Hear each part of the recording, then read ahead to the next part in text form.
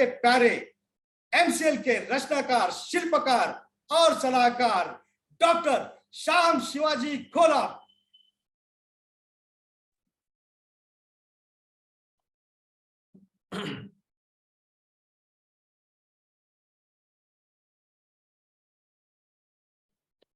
दोस्तों नमस्कार, मैं डॉक्टर श्याम गोलोक फिर से एक बार आपका इस ट्रेनिंग सेशन में स्वागत करता हूं।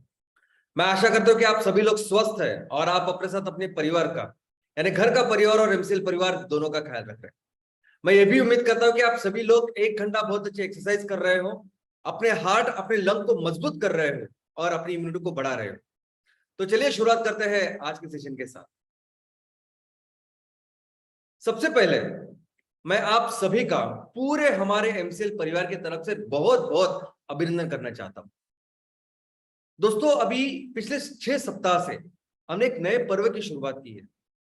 पर्व है बिजनेस का, जिसमें हमने सोचा है कि हम प्रॉपर बिजनेस हमारे हर तहसील में एस्टैब्लिश करेंगे। हम प्रोडक्ट तैयार करेंगे, प्रोडक्ट बेचेंगे और मुनाफा कमाएंगे। सबसे पहले जो हमारे किसान हैं, उनसे लेके हमारे जो चैनल पार्टनर है, हमारे सभी टीम मेंबर और आप सबके लिए प्रॉफिट करेंगे। अब इसके लिए कौन सा प्रोजेक्ट करना है, कौन सा वो प्रोडक्ट है जिसको हम तैयार करेंगे, बेचेंगे, ये सभी हमने डिस्कस किया है। लेकिन पिछले सप्ताह मैंने ये डिस्कस किया कि अगर वो प्रोजेक्ट लगाना है, यानी एमकॉल का प्रोजेक्ट लगाना है, तो हम सभी ऑप्शंस ओपन रखेंगे।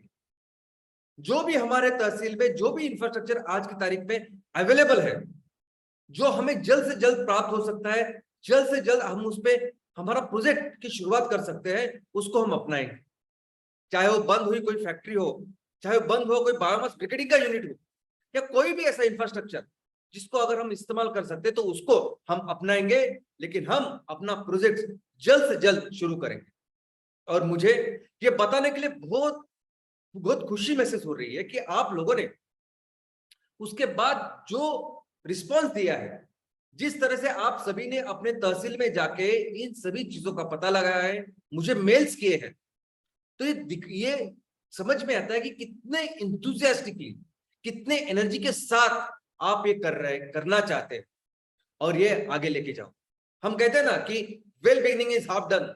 Yes, great. आप सभी ने बहुत ही अच्छा रिस्पॉन्स दिया है और मुझे ये बहुत बहुत बहुत खुशी हो रही है।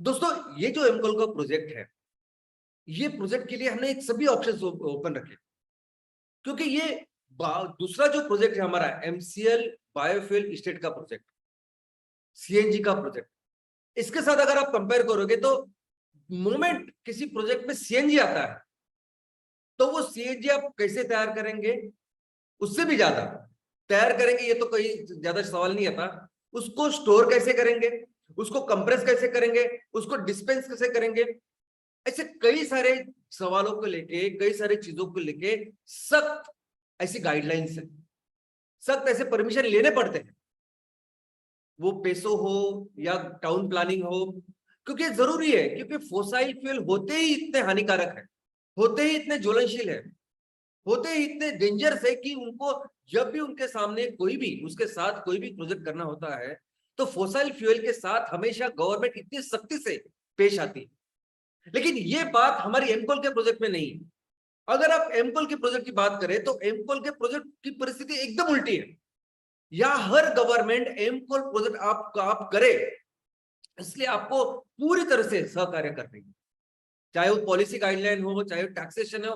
हर स्टेट गवर्नमेंट, केंद्र सरकार, अगर आप देखोगे तो हर गवर्नमेंट इसको सपोर्ट में है। तो हमने भी पूरी तरह से ये ठान लिया है कि जो भी ऑप्शंस, जो भी इंफ्रास्ट्रक्चर हमें तहसील में मिलता है, हम अपनी परिस्थिति में वहां से सोल्यूशन निकालेंगे और हम इस प्रोजेक्ट को पूरा करेंगे, टाइम पे पूरा करेंगे। अभी हमेशा जितने भी मेल मुझे आए, तो मैंने आपको कहा है कि आप अभी इसके ऊपर एक तो लोकेशन फाइनल कीजिए और एक एक्शन प्लान बनाइए। तो एक्शन प्लान मैंने एक्चुअली क्या करना है एक्शन प्लान में, यही आज के सेशन का टॉपिक है, हमें जिसको हम डिस्कस करने वाले दोस्तों। लेकिन उसके साथ मैं आपको पहले बताना चाहूंगा कि जिस एनर्जी के साथ, जिस इंथुजियाज्म के साथ आपने शुरुआत की है, बिल्कुल उस एनर्जी को, इंथुजियाज्म को कम नहीं करना है। जब तक हम अपने फैक्ट्री को पूरी तरह से तैयार करके, जब हमारा माल तैयार हो रहा है, हम माल बेच रहे हैं और प्रॉफिट आपके अकाउंट में, आपकी कंपनी के अकाउंट में आ रहा है, ये साइकिल तक आपको बिल्कुल अपनी एनर्जी कम नहीं करनी, जब तब तक रुकना नहीं है जब तक हम अपने लक्ष्य को प्राप्त नहीं कर पाते।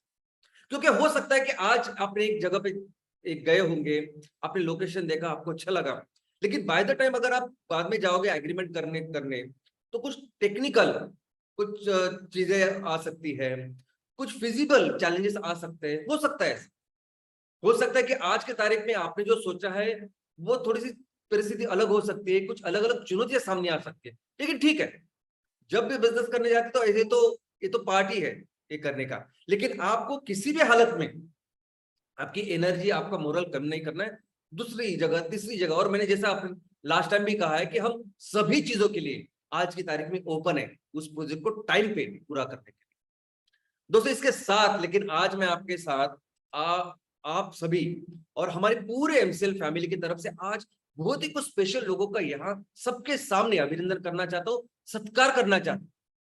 और उसमें सबसे पहले हमारे किरण कट्टीमनी साहब, तालुका बदामी, जिला बागलकोट, कर्नाटक से है ये। इन्होंने 100% एमवीपी किया है और 100% सैटरडे सेशंस कर रहा है।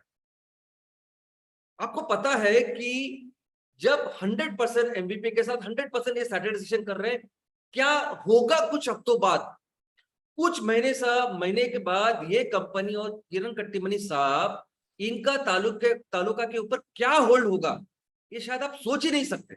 और मैं सिर्फ आर्थिक होल्ड की बात नहीं कर रहा, सामाजिक स्तर पे भी इनका बहुत ही स्ट्रांग होल्ड होगा। आप सभी के तरफ से, हमारी पूरे फैमिली की तरफ से मैं फिर से एक बार इस किरण कट्टीमनी साहब का मैं बहुत बहुत दिल से बहुत ज्यादा अभिनंदन करता हूँ। और ऐसे दूसरे एक व्यक्ति है जिनका अभिनंदन पूरे फैमिली की तरफ से आज हमें करना है, और वो है हरिहर मयेकर साहब। हरिहर मयेकर साहब भी हमारे दोडामार्ग तालुका है। तो दोडामार्ग बायोफ्यूल्स ये जो कंपनी है, दोडामार्ग तालुका, जिला सावंतवाड़ी और महाराष्ट्र से, इन्होंने भी 100% एमवीपी करके 100% सैटरडे सेशन की है। दोस्तों ये दोनों ने अभी ये जो काम करके हमारे सामने जो एग्जांपल क्रिएट किया है, आप नहीं जानते इसकी अहमियत क्या है। क्या सोचा है हमने अपने तहसील के बारे में कि हमें अपने तहसील को एक सुजलाम सुफलाम राज्य बनाना है। हमें अपने तहसील में उस सुजलाम सुफलाम राज्य बनाने के लिए 3000 करोड़ का माल तैयार करना और उसको बेचना है। 3000 करोड़ का रेवेन्यू तैयार करना है। आपकी एक जो एमकोल की फैक्ट्री हम लोग तैयार करेंगे ना, उससे कितना रेवेन्यू जनरेट होगा, क्या है उसका रेवेन्यू टर्नओवर? तो 10, 10.5, 11 करोड़। यानी एक एमकोल की फैक्ट्री से आप 10.5, 11 करोड़ का माल तैयार करेंगे और बेचेंगे। और मैं बात कर रहा हूं 3000 करोड़ की। अगर आपको लगता है कि नहीं नहीं ये तो पहले तो हो जाने दीजिए, आप एक पहला प्रोजेक्ट लगाए उसके बाद हो जाएगा ना, उसके बाद हम लोग ये करेंगे, प्रोजेक्ट लगाना जरूरी है। दोस्तों ये आप प्रोजेक्ट जब लगाओगे ना, तब आप प्रोजेक्ट लगाने के बाद 50 लोग वहां खड़े होने वाले हैं आपके जैसे सेम काम करने के लिए, आपके ही तहसील। और ये सिर्फ कंपटीशन की बात नहीं है। जब सैटरडे सेशन होता है, जब आप गांव के लिए एक अलग तरीके से आप खड़े होते हो हर हफ्ते, ये कंपटीशन की बात ही नहीं, हमेशा आप कंपटीशन के आगे रहेंगे, लेकिन 3000 करोड़ की इकोनॉमी बनाने के लिए जो फाउंडेशन करनी है वो है ये फाउंडेशन। अगर आपको बड़ी ऊंची इमारत तैयार करनी है तो फाउंडेशन बहुत अच्छा चाहिए। यह है वो फाउंडेशन। विदाउट फाउंडेशन अगर आप सोच रहे हैं कि नहीं हम लोग कर पाएंगे, तो नहीं, ये प्रकृति के नियमों के खिलाफ है। तो दोस्तों ये बहुत ही अच्छा एग्जांपल आज हमारे सामने है, और मैं चाहता हूं कि आप सभी लोग इन सबको फॉलो करें। फिर से एक बार हमारे सभी फैमिली की तरफ से मैं इनका बहुत बहुत अभिनंदन करता हूं। अगर आपको लगता है कि कैसे काम करता है सैटरडे सेशन, यानी सैटरडे सेशन से क्या अभी कैसे कंपटीशन दूर होगा, या सैटरडे सेशन से कैसे ये आने वाले 3000 करोड़ की इकोनॉमी का फाउंडेशन तैयार होगा। तो क्या होता है कभी कभी कि आप जब डॉक्टर के पास जाते हो और डॉक्टर को बोलते हैं कि मेरी जो राइट हैंड है, मेरा जो हाथ है, उसमें जो 4 उंगलियां है ना, 4 उंगलियों को बहुत दर्द होता है। या दर्द कब होता है, लेकिन उसमें मुंगी आती है। मैं कुछ भी पकड़ने जाऊं, मैं ग्लास उठाने जाऊं, पानी पीने जाऊं, तो मैं उठा नहीं पाता, ऐसे उसमें ताकत जरा कम हो गई है। सिर्फ एक 4 उंगली और कुछ नहीं। डॉक्टर क्या करता है कि आपके गर्दन का एक्सरे निकालता है। डॉक्टर क्या करता है कि बोलता है कि शायद गर्दन का हमें सीटी स्कैन करना पड़ेगा, और गर्दन में इंजेक्शन देता है। आपको लगेगा अरे उंगली में प्रॉब्लम है तो गर्दन में क्यों कर रही है। डॉक्टर को पता होता है कि जो प्रॉब्लम आपको हो रहा है उसकी एक्चुअली ओरिजिन कहाँ है। डॉक्टर को पता है कि ये जो प्रॉब्लम है उसको अगर सही करना है तो क्या क्या काम करना होगा। उसी तरीके से आने वाले दिनों में ये जो काम करने हम लोग सब निकले हैं, उसके लिए अगर कोई भी प्रॉब्लम ना हो ना, तो हजारों प्रॉब्लम्स का, हजारों जो आने वाले चैलेंजेस है उसका एक सॉल्यूशन है, वो है सैटरडे सेशंस। तो चलिए बात करते हैं कि एग्जीक्यूशन, जो एक्शन प्लान की मैं आज जो हम लोग डिस्कस करने वाले हैं, किस तरह से एक्शन प्लान आज की तारीख में होता है। और हो सकता है कि बहुत सारे काफी अपने फैमिली के लोग भी ये अपेक्षा करते हैं कि इस तरीके से एक्शन प्लान हमारा इस एमकोल प्रोजेक्ट का होना चाहिए।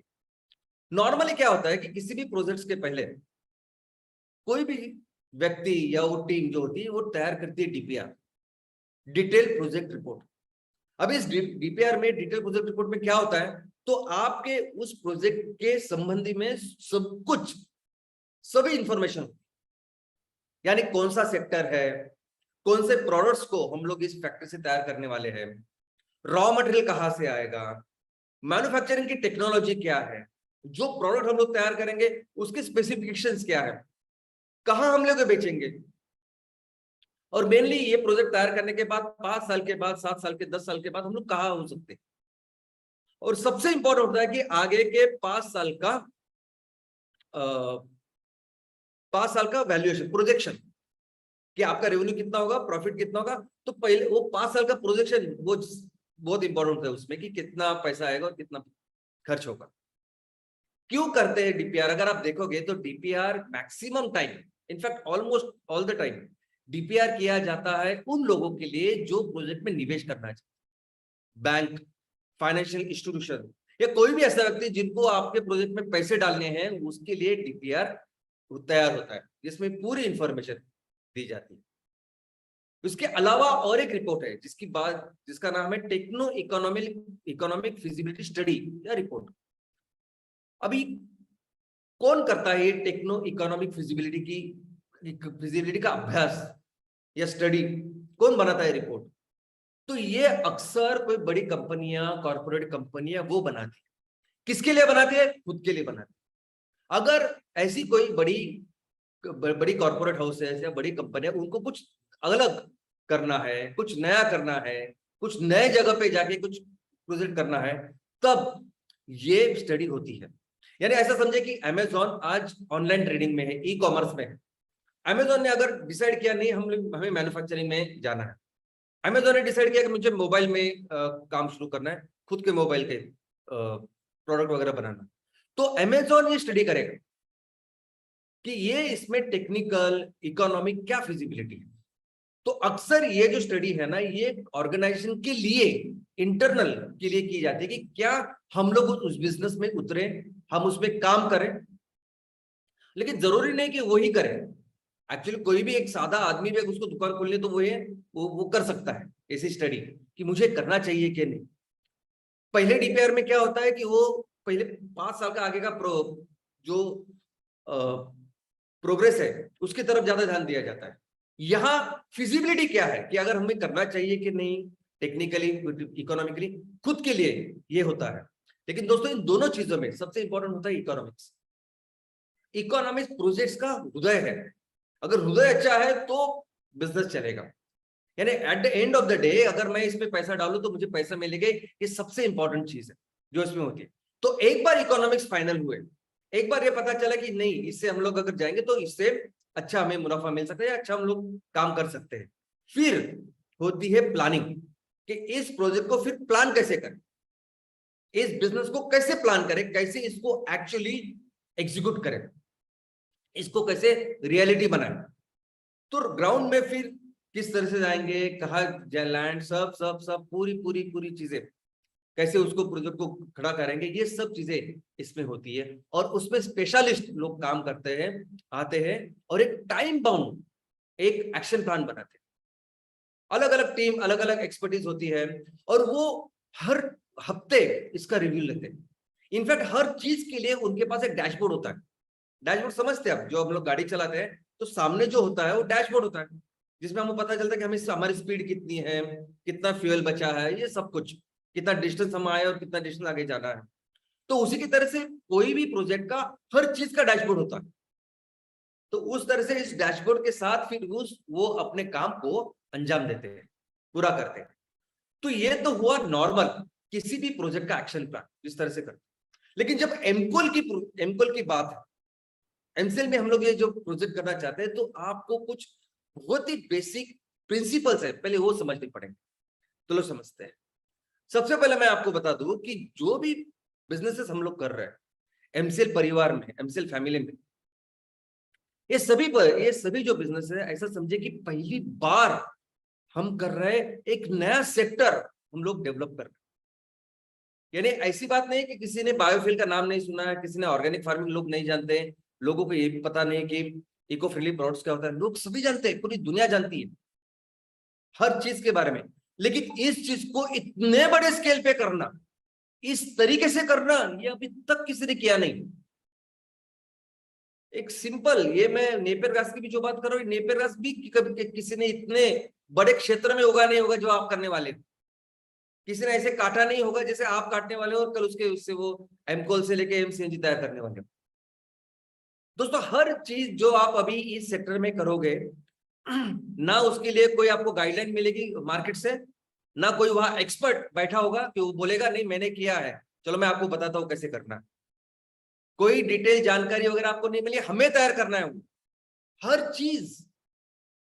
यानी मैं अभी आपको बताऊंगा कि हर चीज नेपियर ग्रास को काटने से लेके कैसे वो एमकोल उसको हम लोग बेचेंगे, इस हर चीज के ऊपर पहली बार हम लोग काम करने वाले हैं।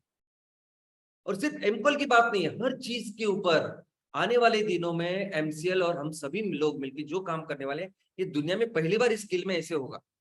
ऑर्गेनिक फार्मिंग इतने बड़े लेवल पे नहीं होते, आपको सबको पता है, उसके प्रॉब्लम का आपको पता है।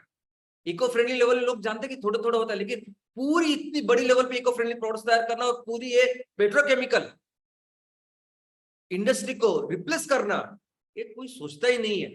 लोग जानते हैं कि गोबर से पेंट तैयार होता है, लेकिन बड़े स्केल में पेंट तैयार करके उसको बेचना मार्केट में, ये काम एमसीएल कर रहे हैं। तो हर चीज के ऊपर आप पहली बार कर रहे हैं। और दूसरी बात, हर तहसील, हर चीज नहीं है। आपका एक यूनिक एग्जांपल है, आपकी खुद की एक डिफरेंट, यूनिक, अलग, सबसे अलग ऐसी कहानी है।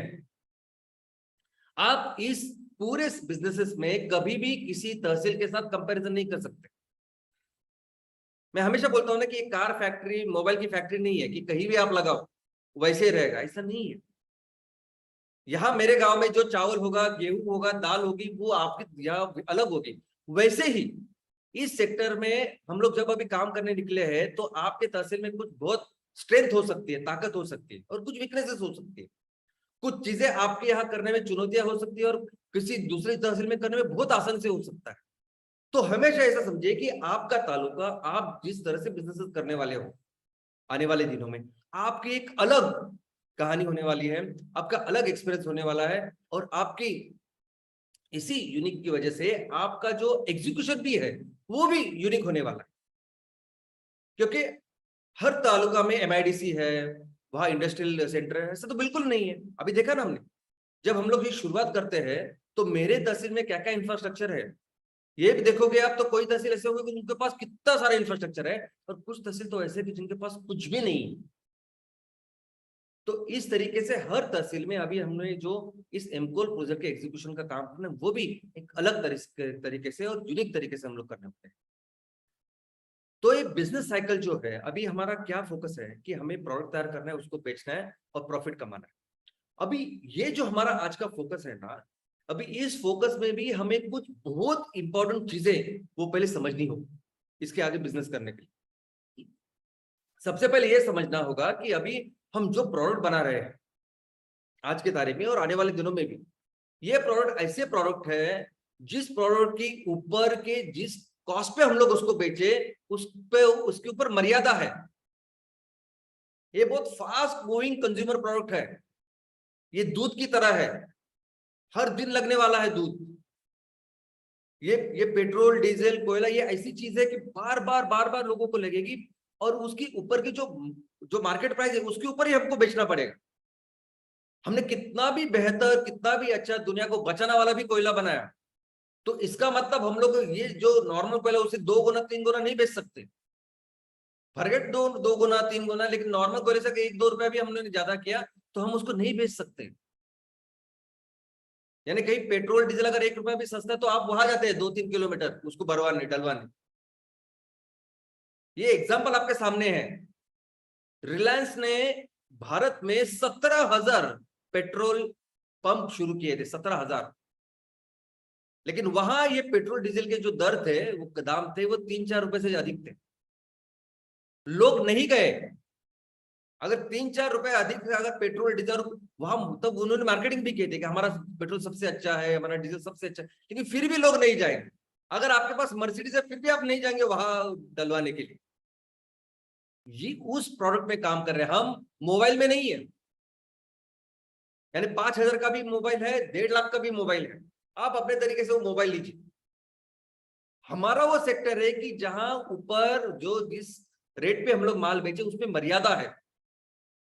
तो हमें किस तरह के काम करना पड़ेगा, तो हमें इस डी मार्ट जैसे काम करना पड़ेगा। डी मार्ट जब आए तो बिग बाजार was big brand. Reliance mart बाद में शुरू हुई। सबसे सस्ता, सबसे, अब अगर आपको याद होगा, सबसे अच्छा, सबसे सस्ता, या सबसे सबसे सस्ता मंगलवार, सबसे सस्ता बुधवार, ऐसे बहुत सारे ऐड बिग बाजार करती थी और इतना सब कुछ उन्होंने किया और पूरा नाम था बिग बाजार।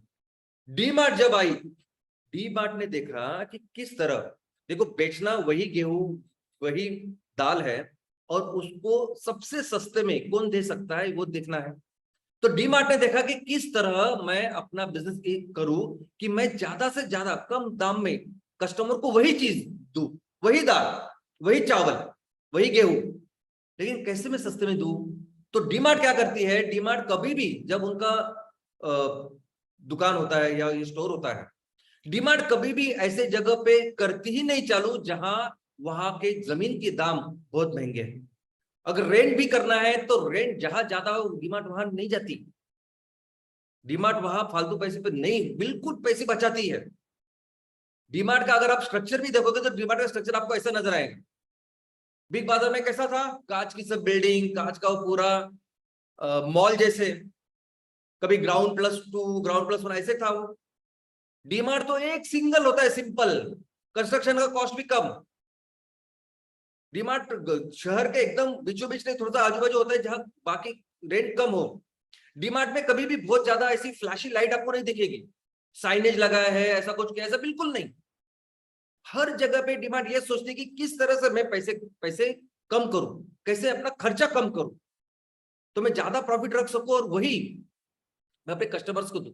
यहां तक कि डी मार्ट ये भी सोचती है कि मुझे जो गेहूं दाल जो देनी है कस्टमर को, और जो मेरा सप्लायर है, तो मैं अगर सप्लायर के पास जो तो मेरा ट्रांसपोर्टेशन कम पड़ेगा क्या, मैं सप्लायर से थोड़ा सा ज्यादा लेके रखूं तो मेरा कम रखेगा, या लॉजिस्टिक की जरूरत नहीं ये लेने की, वो अपने पास रखे तो मेरा वो पैसा बच जाएगा। हर चीज में डिमांड देखती है। अगर आप इसको डिटेल में पढ़ोगे ना तो आपको पता चलेगा। हमें काम इस तरीके से करना है, हमें काम इस तरीके से करना है कि कोयले का, अगर कोयले को तैयार करना और बेचना है तो किस तरह से कम से कम से कम से कम दाम में हम लोग ये तैयार करें। ये आपकी कंपनी है, आपकी बैलेंस शीट है, आपके सब खर्चे और प्रॉफिट्स होने वाले हैं। जो भी पैसा आज आप कम करोगे, यानी खर्चा कम करोगे, वो सभी आपके प्रॉफिट में तब्दील होने वाले। जो भी पैसा आप आज बचाओगे ना, जितने कम कॉस्ट में आप इसकी मैन्युफैक्चरिंग करोगे, लोगों को बेचेंगे, उतना प्रॉफिट आपका ज्यादा होगा इसमें। दोस्तों, ये जो पहला प्रोजेक्ट है ना, ये बहुत बहुत बहुत जबरदस्त ऐसी आपकी लर्निंग, ऐसी आपकी ट्रेनिंग होने वाली है। आपको अंदाजा नहीं है।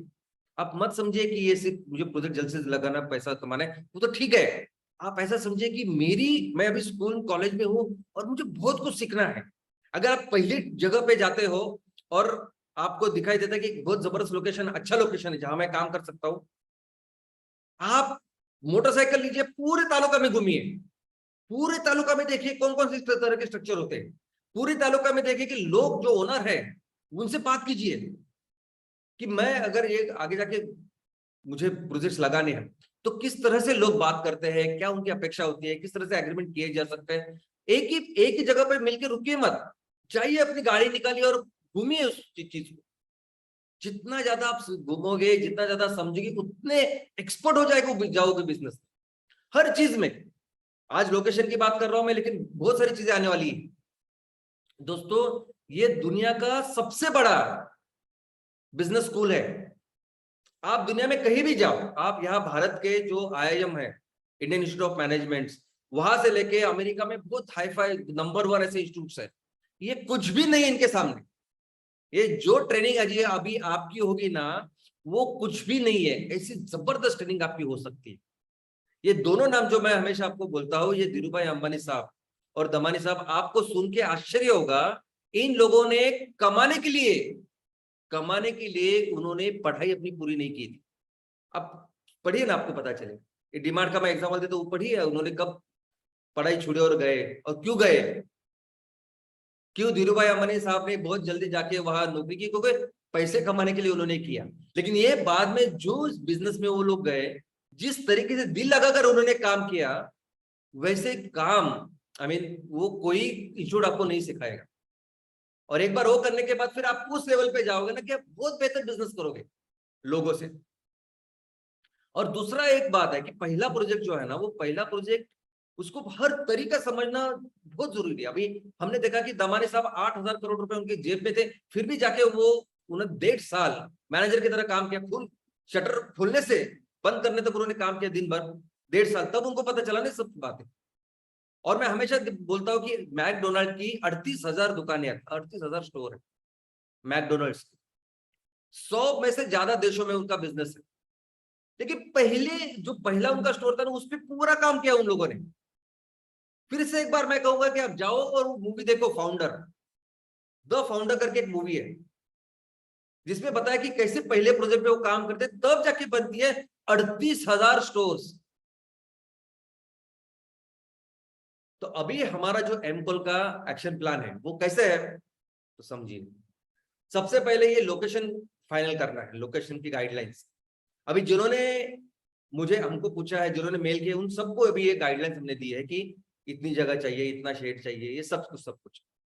लेकिन अगर आप कर रहे हैं तो आपको चाहिए हो गाइडलाइंस, तो आप सीनियर बीडीए से उनको पूछिए, एमसीएल ऑफिस से पूछिए। अगर आपको नहीं मिलता उसमें, तो फॉलोअप कीजिए खुद से, आदत डालिए फॉलोअप की। अगर कोई आपको टाइम पे कुछ नहीं देता है तो खुद से फोन कीजिए और खुद से उनके पीछे लग के और लीजिए, आदत डालिए इसकी। भारत में ऐसे वेंडर्स है, यानी आने वाले दिनों में क्या होगा मैं आपको बताता हूँ कि आने वाले दिनों में हो सकता है कि एक वेंडर है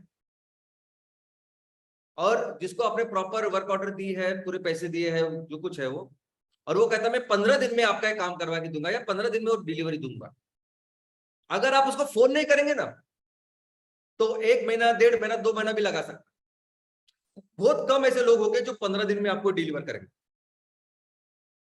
लेकिन भारत में जैसी परिस्थिति है, वो आपको करना पड़ेगा। आपको हर 2-3 दिन के बाद उसको रिमाइंड करना पड़ेगा कि बाबा हुआ क्या नहीं, कब हुआ, कैसे क्या, उसको समझाना पड़ेगा कि तुझे आना है 15 दिन के बाद। लेकिन हो सकता है कि वो 15 दिन का काम कैसे 10 दिन में, 12 दिन में करूं, ये ट्रेनिंग है। लोकेशन में शेड कितना चाहिए, इलेक्ट्रिसिटी, वाटर, अभी तो जो दिया है उस तरीके से आप ढूंढो। लेकिन करने के बाद आपको पता चलेगा कि मैं इलेक्ट्रिसिटी क्यों ज्यादा बोल रहा हूं, क्या होता है टोरिफिकेशन, जिसकी वजह से हमें वो वर्ल्ड क्लास कोयला तैयार करना है।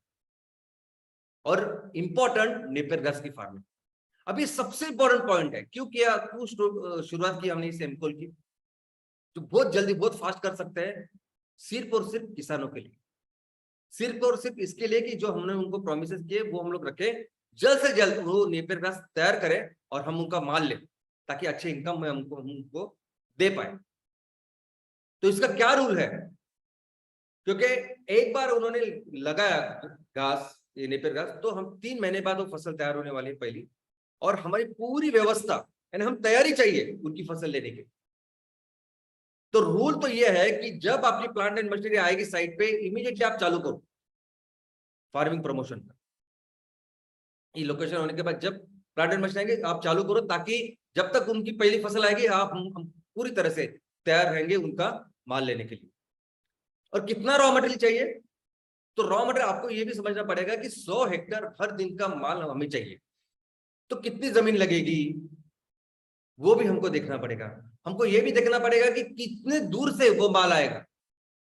अगर मैं फैक्ट्री यहां लगा रहा हूं, फाइनल कर रहा हूं, तो कितनी दूर से माल आएगा, क्योंकि बहुत दूर से अगर आया और बहुत ज्यादा खर्चा अगर उसके ट्रांसपोर्टेशन में ही हो गए तो किस तरह से हम लोग फिर पैसा कमाएंगे उसमें। बहुत ज्यादा खर्चा अगर उसमें ही, वो ट्रक जो कुछ रहेंगे उसमें रहेगा, तो किस तरह से फिजिबिलिटी आएगी, क्योंकि ऊपर तो आपको जैसे मैंने कहा कोयला जो बेचना है उसके ऊपर की एक लिमिट है। तो इसीलिए 7-8 किलोमीटर का रेडियस का टारगेट रखिए, और अगर वहां आजू बाजू खेती नहीं हो रही है जो कुछ है, फिर आपको प्रमोशन करना है, या जहां हमने अभी अच्छी तरह से प्रमोशन किया वहां हमें एक लोकेशन ढूंढना है। ऐसे सभी तरह के आपको ऑप्शंस देखने पड़ेंगे।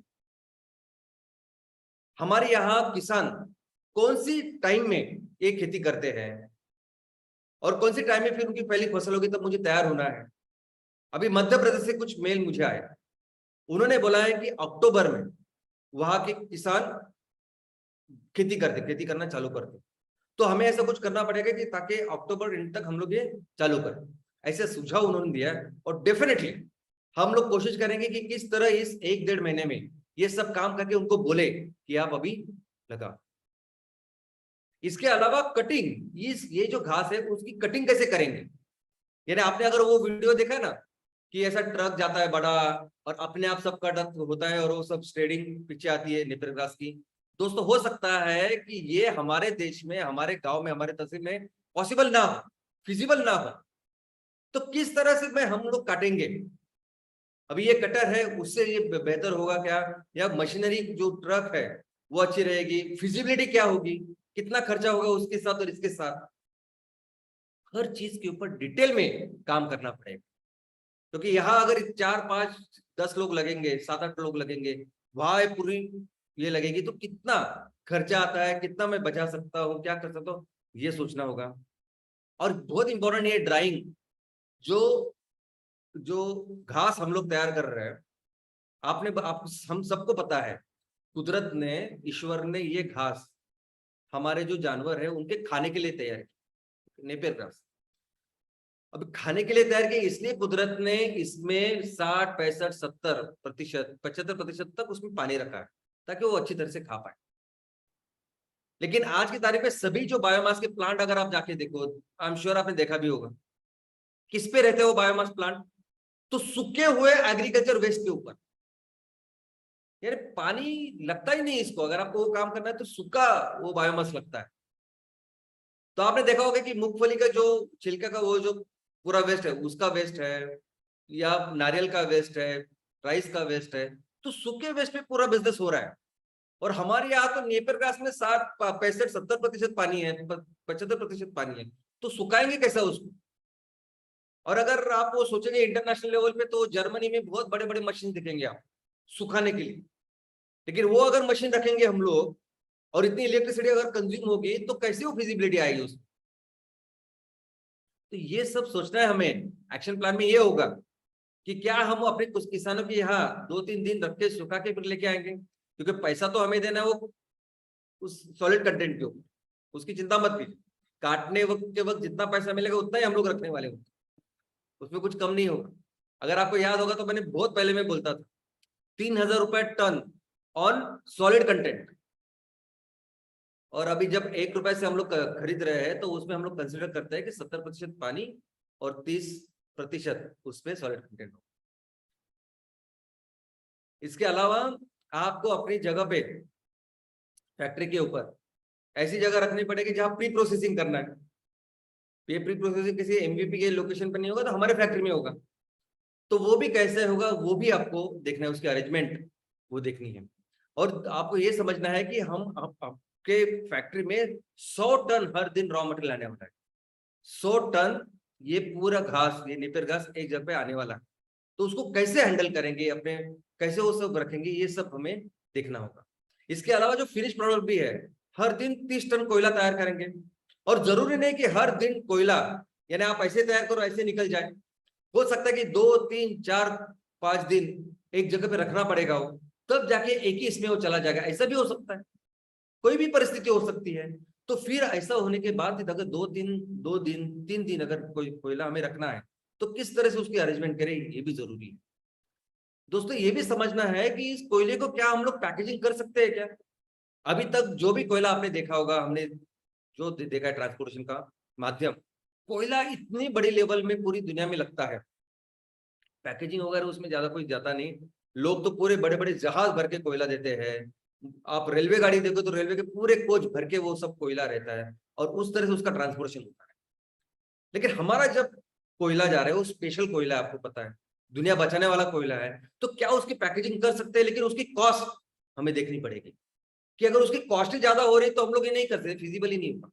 लेकिन कौन सा ऐसा सिंपल फिजिबल कॉस्ट हो सकती है कि जिससे हमारी ब्रांडिंग अलग हो और पूरी दुनिया में एक बड़ी कंपनी करके हम लोग सामने आ सकते हैं। इसके अलावा आपके हर तहसील में आपकी कंपनी का नाम है, आपने कंपनी के लिए इतनी मेहनत की है, लोग जानते हैं, लोग राह देख रहे हैं कि अभी आप क्या करेंगे। तो हो सकता है कि ऐसी कुछ पैकेजिंग की व्यवस्था करें, कुछ बड़े बड़े से गोन हो सकती है, या आपके दिमाग से कुछ सोल्यूशन अच्छे निकल सकते हैं कि जहां एक जगह पे आपके कंपनी का लोगो, एक जगह पे एमसीएल होना चाहिए, क्योंकि दुनिया को पता चलना चाहिए कि ये सब एक फैमिली से तैयार हो रहा है, एक परिवार इसको बना रहा है, फिर कोई आपको ये सामने कुछ कंपटीशन का वगैरह नाटक नहीं करेगा। तो लेकिन इस पैकेजिंग और ये ब्रांडिंग का जो काम है, इस पे क्या बेहतर कर सकते हैं, ऐसा भी हम सोचते हैं और ये भी प्लान है, एक्शन प्लान का। इसके अलावा दोस्तों ये फैक्ट्री का जो लुक है ना, उसके ऊपर भी काम करना पड़ेगा। आज की तारीख में बायोमास की ब्रिकेट की फैक्ट्री कैसी होती है, उनको कुछ पता नहीं कैसी दिखती है फैक्ट्री। ये सभी फैक्ट्री यानी कचरे का मैनेजमेंट की फैक्ट्री है ना, वैसी ही होती है। और एक्चुअली वो कचरे को ही मैनेज कर रही है ना। क्या रॉ मटेरियल आता है वो वहां, अगर पूछोगे आप तो बोलेंगे एग्रीकल्चर वेस्ट, सिंपल। तो जैसे कोई भी वेस्ट मैनेजमेंट कंपनी होती है ना, सेम तरह की फैक्ट्री आज की तारीख में आपको दिखाई देगी। लेकिन वैसा हमें नहीं करना है, आपको एक प्रॉपरली जबरदस्त अच्छी दिखने वाली फैक्ट्री उसको तैयार करना है। तो आपको देखना पड़ेगा कि मैंने ये लोकेशन जो फाइनल किया है, तो कैसे ज्यादा से ज्यादा मैं वहां पौधे लगाऊं, कैसे खूबसूरत दिखने के लिए कौन सी बेल वगैरह होती है या पेड़ हो सकते हैं, या अच्छा जिससे देख सकता है, टॉयलेट्स कैसे मैं साफ रखूं। ये सिंपल सिंपल चीजें हैं। मेरा घर, मेरा ये मंदिर है, जो एमकॉल की फैक्ट्री ने हमारे मंदिर है सब, तो कैसे मैं उसको स्वच्छ रखूं, अच्छा रखूं, कैसे बेहतर दिखेगा। और जितने ज्यादा, आप सबको पता है कि जितने ज्यादा पेड़, जितनी ज्यादा ग्रीनरी हो, उतना वो अच्छा दिखता है प्लांट। तो उस पर आपको काम करना होगा, उसको आपको काम करना होगा इसके ऊपर कि 100 टन माल जब लेके आएगी तो कौन सा ट्रक आएगा, ट्रैक्टर आएगा, बैलगाड़ी आएगी, कितनी आएगी, कहाँ से आएगी, और फिर जब आएगी तो कैसे घूमेगी, कैसे मैं उतारूंगा, इस सब चीजों का भी प्लान करना पड़ेगा। वे ब्रिज, सबको मैंने कहा कि एक वे ब्रिज हमको कंपलसरी है, वजन काटा होना चाहिए वहां, क्योंकि जब वो माल आएगा तो वहां एक रिसिप्ट बनेगी। वहां जो सिक्योरिटी केबिन होती है, वो सिक्योरिटी केबिन इसी के लिए है, ना सिर्फ सिक्योरिटी के लिए, लेकिन रिसिप्ट तैयार करने के लिए कि आज इतना माल इस गांव से इसका आया, इतना टन है, और ये उनकी रिसिप्ट है। इसके अलावा जब माल जाएगा तभी ये रिसिप्ट बनेगी। तो जब अब आपने काटा वहां फार्म में, खेतों में, वो एक बात है, और जब वो माल आया, ये दोनों रिसिप्ट हम लोग मैच करेंगे, और ये रिकॉर्ड कीपिंग के लिए बहुत जरूरी है, कंपलसरी है। और जब ये प्लांट चालू होगा तब आप हर एक चीज को समझेंगे, क्योंकि खुद हाथों से करो तो समझोगे। आपके होने के बाद, घास आने के बाद क्या होता है, पहली स्टेप, दूसरी स्टेप और तीसरी स्टेप, तो शुरू होने के बाद की बात है। लेकिन एक बहुत जरूरी बात है कि आपको अपने प्रोडक्ट के बारे में आपको नॉलेज रखना पड़ेगा। बैकग्राउंड की जरूरत नहीं, आप इंजीनियर होने चाहिए, टेक्निकल बैकग्राउंड होने चाहिए, सब कुछ जरूरत नहीं आपको। आप बिल्कुल पढ़े लिखे नहीं है तो भी चलेगा। आपको इतना तो समझता है कि नहीं कि मेरे खेतों में जो चावल आता है वो बासमती आता है, या इंद्रायणी आता है, या और कुछ आता है। वैसे ही मेरा जो कोयला है, मेरा कोयला ये जलने के बाद आपको इतनी ऊर्जा देगा, यानी कैलोरीफिक वैल्यू कितनी, वो तो समझ, वो तो आपको याद रखना पड़ेगा, वो तो समझना पड़ेगा। दूसरा, मेरा ये कोयला जलाने के बाद इतनी राख, ऐश तैयार होती है, वो तो समझना पड़ेगा, उसमें कुछ बड़ी बात नहीं है। और तीसरा, उसमें मॉइस्चर कितना है, मॉइस्चर और सल्फर, ये आई मीन ये 2-4 चीजें ऐसी है ना कि जो कंपलसरी आपको समझेगी भी। मैं भी आपको सिखाऊंगा, बताऊंगा। प्रोडक्ट स्पेसिफिकेशन हम लोग बनाएंगे तो मैं आपके साथ शेयर करूंगा, प्रोडक्ट के ब्रोशर शेयर करूंगा, लेकिन ये जानकारी होनी जरूरी है। आप ऐसा मत सोचिए आप एकदम तीसरी चौथी पास भी है, कुछ स्कूल पढ़े भी नहीं है कभी आप जिंदगी में, तो भी चलेगा, लेकिन मैं अपने फैक्ट्री में क्या बनाता हूं ये रखना बहुत जरूरी है। और एक बहुत इंपॉर्टेंट चीज है, जब भी कोई प्रोडक्ट आप तैयार करोगे ना, तो उसको सेल करने की, बेचने की कोशिश करो। आपको लगेगा कि एमको तो इतने बड़े स्केल में हमें तैयार करो, इतने बड़े स्केल में हमें बेचना है। हाँ बराबर है, आपकी मेरी हम सबकी जिम्मेदारी, हम मिलके उसको करेंगे, लेकिन करिए।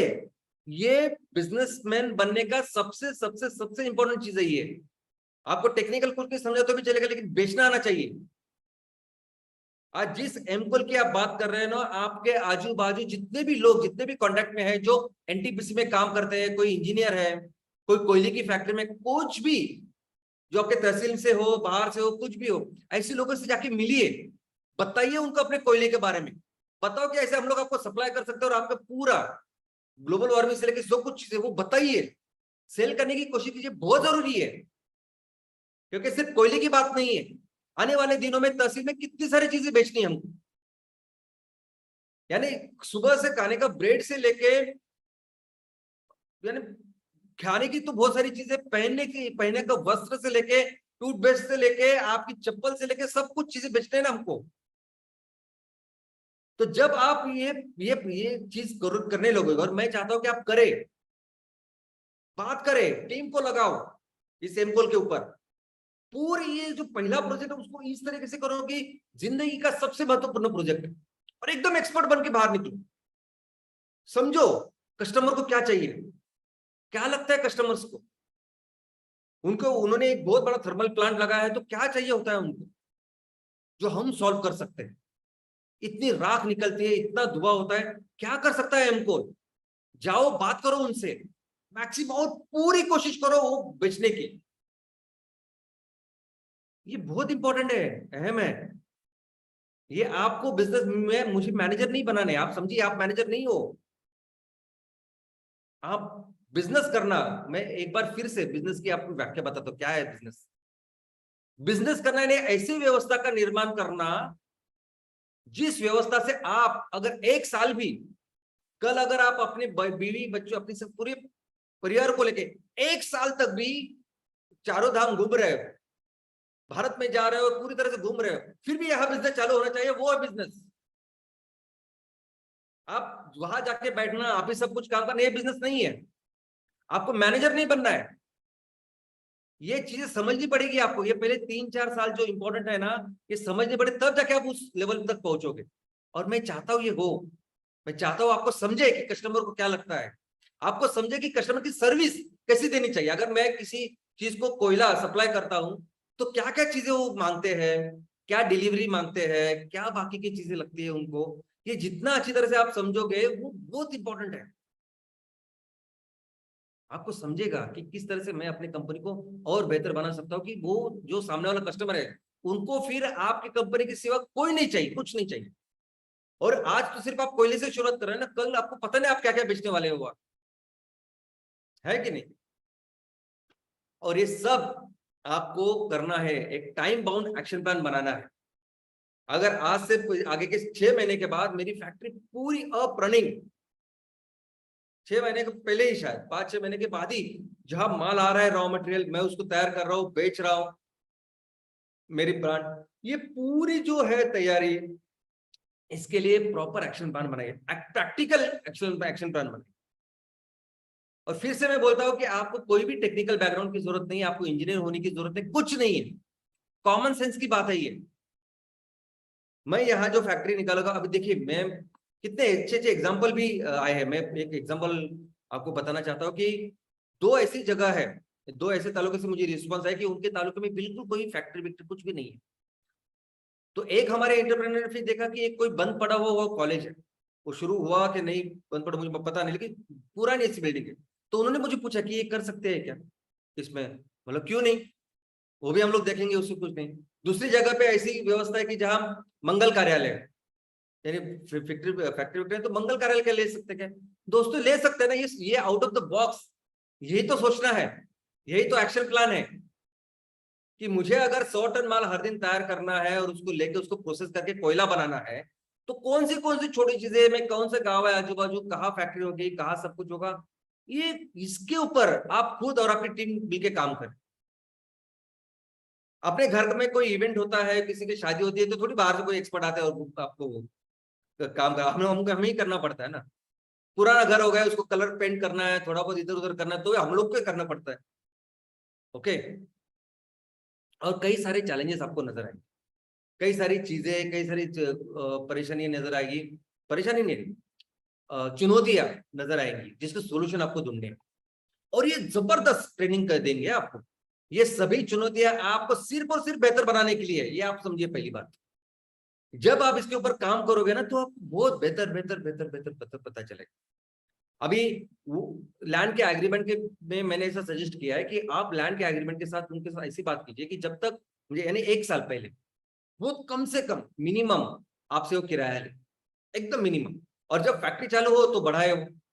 अभी बैंक से जब पैसे लेते हैं हम लोग, तो बैंक पहले 1, 1.5, 2 साल मॉरिटोरियम देती है कि नहीं? जब तक आपकी फैक्ट्री या बिजनेस चालू नहीं होता, तो बैंक बोलते हैं हमें कुछ ईएमआई मत दीजिए। लेकिन ऐसा मत, इसका मतलब ये नहीं कि 1 साल 1.5 साल का वो ब्याज नहीं लेती, इंटरेस्ट नहीं लेती है आगे की ईएमआई। ऐसा कुछ कर सकते हैं। हर चीज में आप बेहतर बनिए। आप थोड़ा सा देखिए कि कैसे मैं 2 पैसे बचा सकता हूँ, इस चीज को बेहतर बना सकता हूँ। और इसमें बहुत इंपॉर्टेंट आपकी पढ़ाई होगी। आप बहुत एक्सपर्ट हो गए, क्योंकि एक बात समझिए, हमारी हर चीज मॉड्यूलर है। हमने देखा ना कि एमसीएनजी प्रोजेक्ट में एक मॉड्यूल बनाया हमें 10 टन।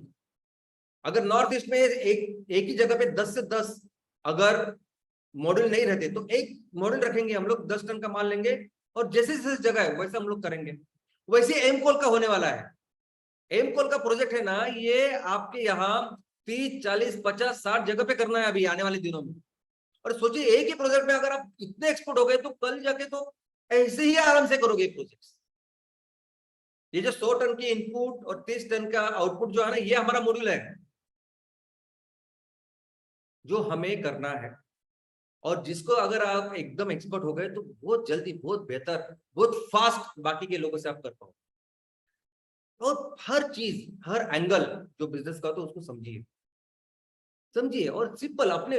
देखो, ये मैंने भी बोला ना अभी, मार्केटिंग की भाषा या कोल के बारे में जाके बताइए, अपनी भाषा में बताइए। कुछ अगर आपको इंग्लिश नहीं आती, हिंदी नहीं आती, बिल्कुल नहीं जरूरत। आप अपने कन्नड़ा में जाके बोलिए, गुजराती में जाके बोलिए, मराठी में बोलिए, राजस्थानी में बोलिए, और जाके बात करिए उससे। बात करिए, समझिए हर बिजनेस के हर पहलू को। कोयला इतनी बड़े लेवल पे तैयार करना और उसको बेचना एक बहुत बड़ा बिजनेस है। 3,000 करोड़ का माल तैयार करना, उसको बेचना बहुत बड़ा बिजनेस है। हर चीज को समझिए आप, तब जाके अपने पोटेंशियल, अपना तहसील का जो पोटेंशियल, वहां हम लोग रीच कर पाएंगे। तब जाके आप अपने तहसील में जितनी पॉसिबिलिटी है बिजनेस की, वो कर पाओगे। जब इस हर चीज के ऊपर, यानी आपको दमानी बनना है, आपको धीरू भाई अंबानी सब बनना है। ये हर चीज करके, ये दोनों ने बिल्कुल कोई बैकग्राउंड नहीं उनका पढ़ाई का, फिर से मैं आपको रिपीट करते थे, करके करके वो इतने एक्सपर्ट, इतने महान बने। तो वैसे ही आप करिए, ऐसे एक्शन प्लान बनाइए। और सबसे इंपॉर्टेंट चीज मैं आज यहाँ अनाउंस करना चाहता हूँ। देखो, एम कोल की शुरुआत मैंने अभी तक हमेशा कहा कि किसानों के लिए की। और आज हमारे पहले फेज में हम लोग कितने प्रोजेक्ट करेंगे? तो हम पहले फेज में 250 प्रोजेक्ट करने वाले हैं एम कोल के। नंबर 1।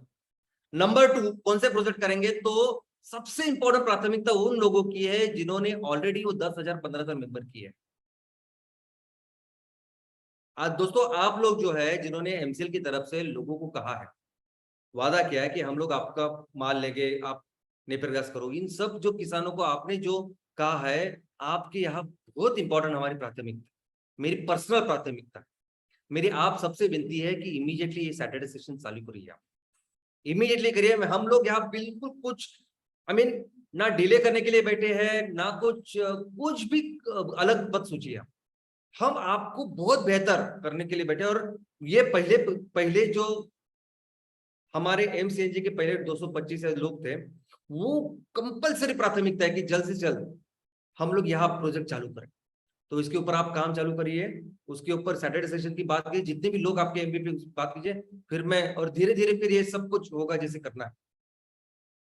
और मिलके हम अपने राज्य में उस इकोनॉमी को निर्माण करते हैं। और इसका बहुत इंपॉर्टेंट फाउंडेशन है ये पहला प्रोजेक्ट। तो चलिए और एक बहुत जबरदस्त ऐसा वर्केबल एक्शन प्लान बनाइए। All the very best, thank you. जी हाँ, आर्थिक क्रांति के लिए जो एक तरीका